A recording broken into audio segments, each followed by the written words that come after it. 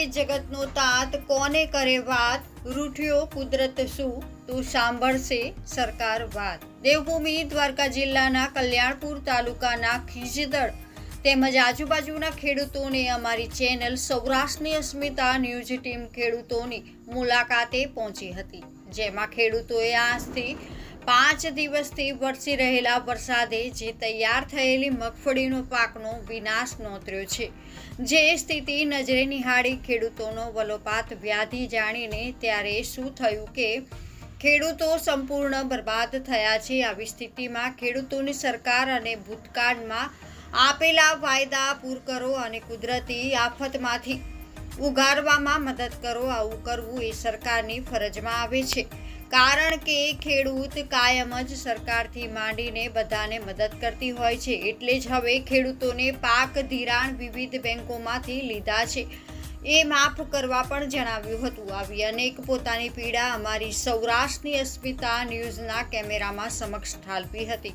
જે અમે સરકારશ્રી સુધી આ માધ્યમથી પહોંચાડવાનો પ્રયત્ન કર્યો છે। તો હવે આ અહેવાલને લઈને તંત્ર દ્વારા ખેડૂતોના ધોરાણ માફ કરવા અને યોગ્ય વળતર ચૂકવવામાં આવશે કે નહીં। Bureau report Vanrajsinh Jadeja, Kalyanpur. જય હિન્દ। હું સૌરાષ્ટ્રની અસ્મિતા જાડેજા, વનરાજસિંહ, કલ્યાણપુર। આજે દેવભૂમિ દ્વારકા જિલ્લાના કલ્યાણપુર તાલુકાના ખીજદડ ગામે આવ્યો છું। જગતનો તાત કહેવાતો રહેલો જે ખેડૂત છે, વારંવાર કુદરતની આફતનો માર ખાઈ રહ્યો છે।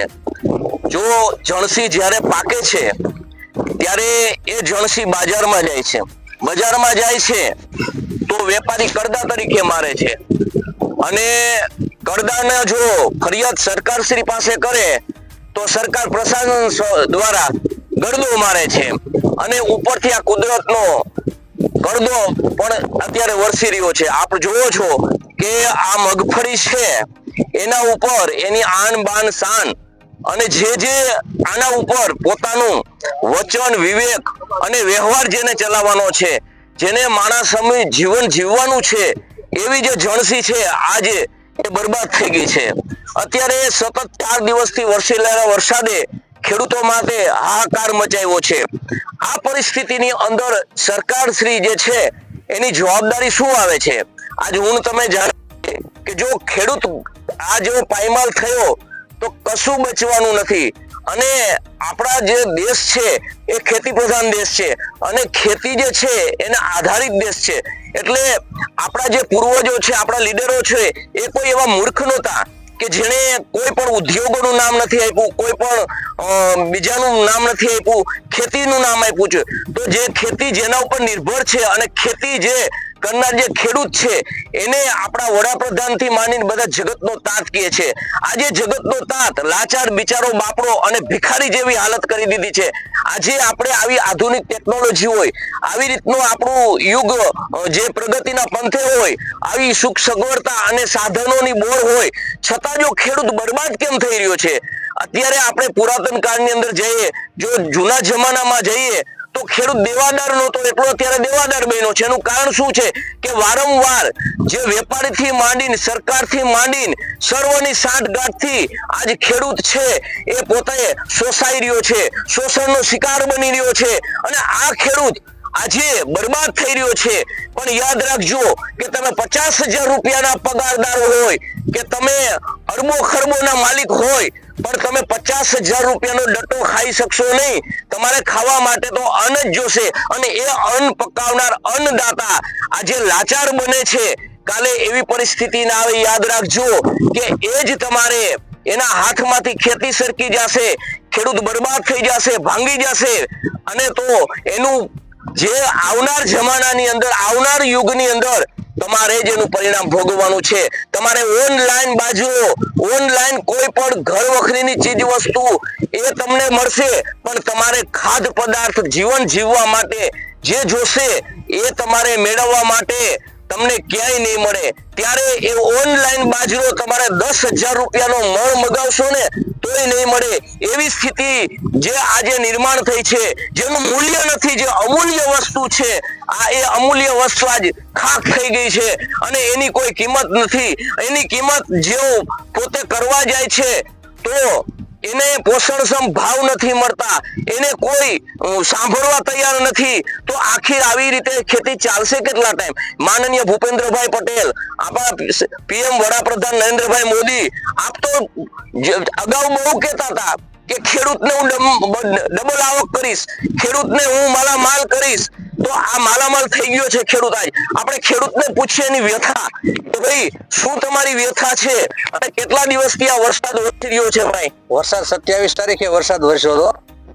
અમારી ખેડૂતોની માંગ એ છે કે 2 હેક્ટરની મર્યાદામાં 200 મણ મગફળી ખરીદી કરવાની હતી, એના બદલે એક ખાતા દીઠ 2 હેક્ટરની મર્યાદામાં 90,000, 1 હેક્ટરની મર્યાદામાં 45,000 સીધા જ ખાતામાં ટ્રાન્સફર કરવામાં આવે, કારણ કે ખેડૂતો પાસે એ વાત તમારી રાઈટ છે.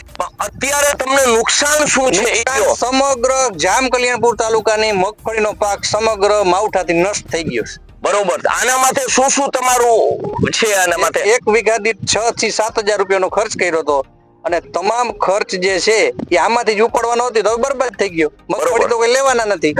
તમારું શું કેવું છે? અમે અત્યારે જે બાપુ આ મગફળી છે, આ મગફળીની હાલત જોતા એવું લાગે છે કે હજી તો આપણા હવામાન ખાતા આગાહી આપે છે કે 2-3 દિવસ વરસવાનો છે. હવે આ 2-3 દિવસ વરસશે તો બાપુ આની શું સ્થિતિ થાય એ તમે કહી શકશો? હા, 2-3 દિવસ હવે વરસાદ વરસશે તો આની કન્ડિશન બહુ ખરાબ થશે. પશુ માટે ચારો બિલકુલ નથી રહી એમ, અને મગફળી પછી આ પાણીમાં તણાશે, કોઈ રાખશે નહીં.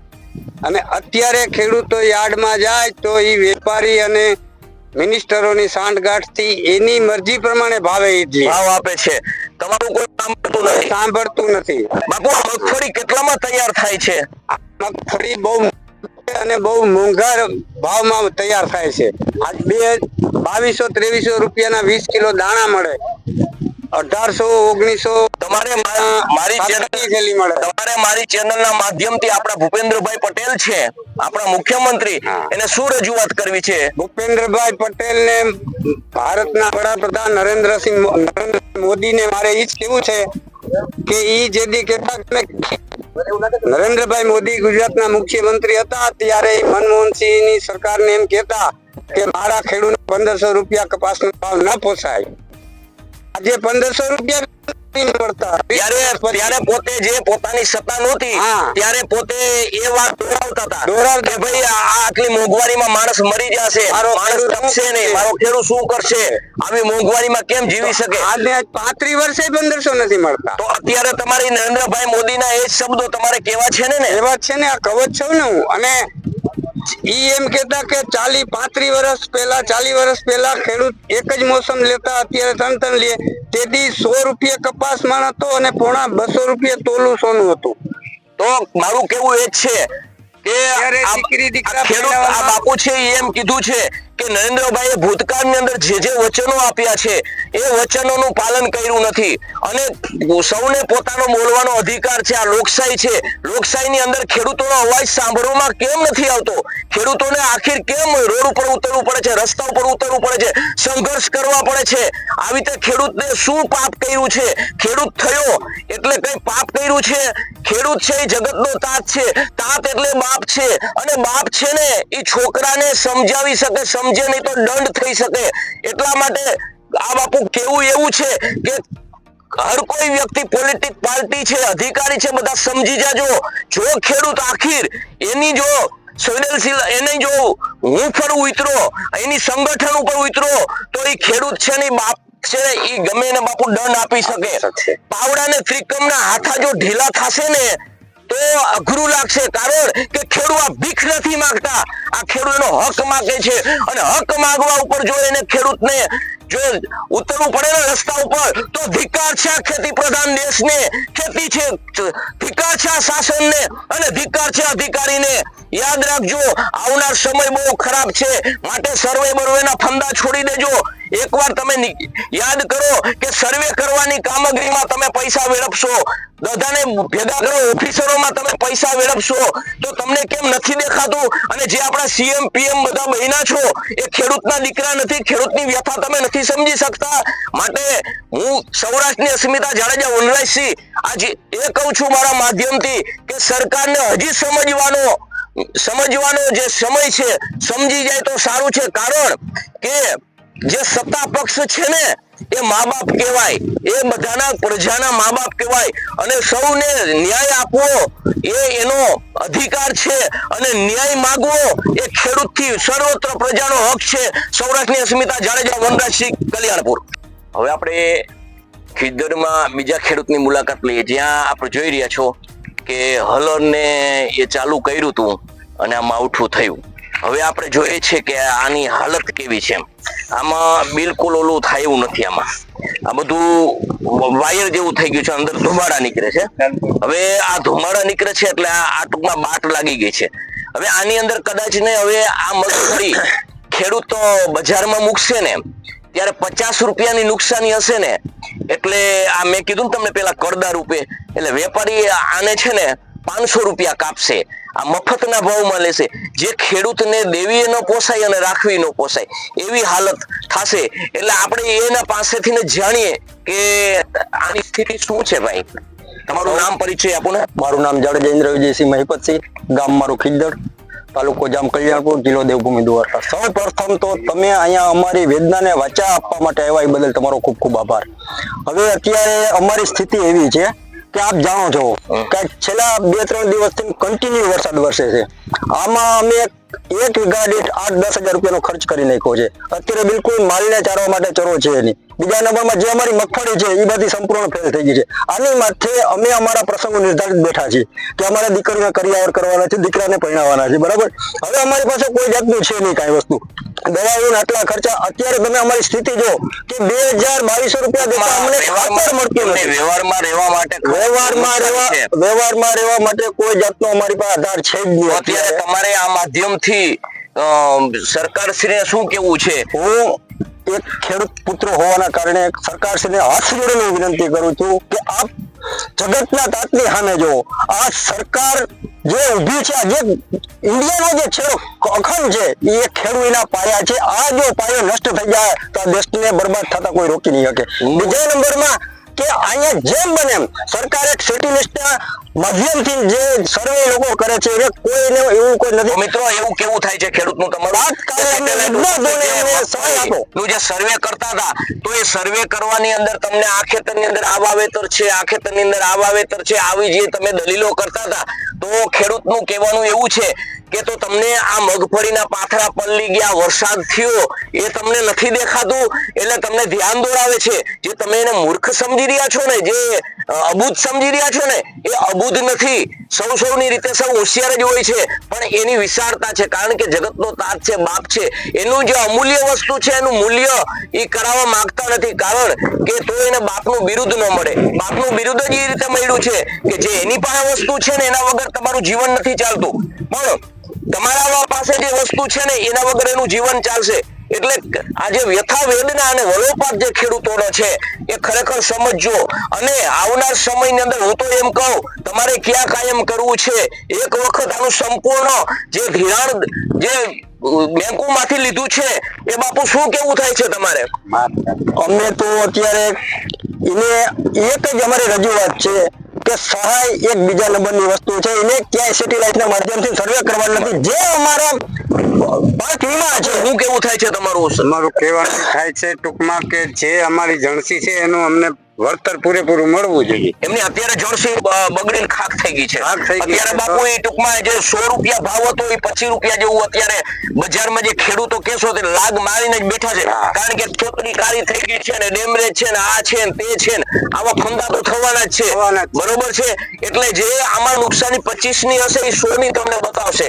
તો તમારે સરકારશ્રીને મારા માધ્યમથી જે મારી સૌરાષ્ટ્રની અસ્મિતા ટીમ જે છે એ તમારી મુલાકાત લીધી છે આજે, અને કહેવા માંગુ છું કે તમારે શું કેવું છે ભૂપેન્દ્રભાઈ પટેલને કે જે તમે બેંકોની અંદર ધિરાણ લીધા છે એના વચન ઉપર તમે કઈ રીતે ઉભા રહી શકશો એમ? તો તમારે જે કેવું હોય એ મારા માધ્યમથી કહો. સરકારશ્રીને કહેવાનું એ છે કે જે ખેડૂતનું ધિરાણ છે એનું કરજ છે એ બધું માફ કરે અને ખેડૂતની જણસી યાર્ડમાં વેચાવા જાય એના ઉપર વેપારી ઉપર કંટ્રોલ કરી અને એનો ભાવ અમને મળે. બરોબર. તો કેવું એવું છે ખેડૂતનું કે જે આ જે જણસી જે છે એ તો બગડી ગઈ છે અત્યારે અને વારંવાર સરકારશ્રીને મા બાપ સમજી અને કહે છે કે ભાઈ એક વખત જે આ દેવું છે એક વખત તમે બધું જે અમે ધિરાણ લીધું છે અમને વચન વ્યવહાર અને અમને જો ટકાવી રાખવો હોય તો બાપુ આ માફ થવું જોઈએ એવું તમારું કેવું છે. તો આ પ્રશ્નો ખાલી માધ્યમમાં આ છે ખેડૂત, બાકી હર કોઈ ખેડૂતની આ જ સમસ્યા છે. મારા દેવભૂમિ દ્વારકા જિલ્લાની અંદર સંપૂર્ણ રીતે આ તો ખાલી નમૂનો છે, આથી પણ વધારે નષ્ટ થઈ ગયો છે. ખેડૂત બરબાદ થઈ રહ્યો છે, માથે ઓઢીને રોવે છે. તો મારી એક જ જે મારી ટૂંકમાં જે ફરજમાં આવતું હતું, મારા જે ધર્મની અંદર આવતું હતું, મીડિયા તરીકે મારો જે ધર્મ છે એ મેં બજાવ્યો છે, પણ આગળ સાંભળવું કઈ રીતે એનું પાલન કરવું એ સરકારશ્રીના હાથમાં છે. તો મહેરબાની કરીને જે ખેડૂતની જે આશા રાખીને બેઠા છે એ આશા સંપૂર્ણ રીતે સિદ્ધ થાય અને તમારી આવનાર સમયની અંદર પાછી તમે જો ખેડૂત રીતે આ રીતે બોલો અને તમારી સરકાર બને તો અમને કશો વાંધો નથી, પરંતુ જો તમે આ ખેડૂત માટે કંઈ આવું નહીં કરો તો આવનાર સમયની અંદર તમારા માટે કફરો કાર છે. સૌરાષ્ટ્રની અસ્મિતા જાડેજા, વનરસિંહ, કલ્યાણપુર.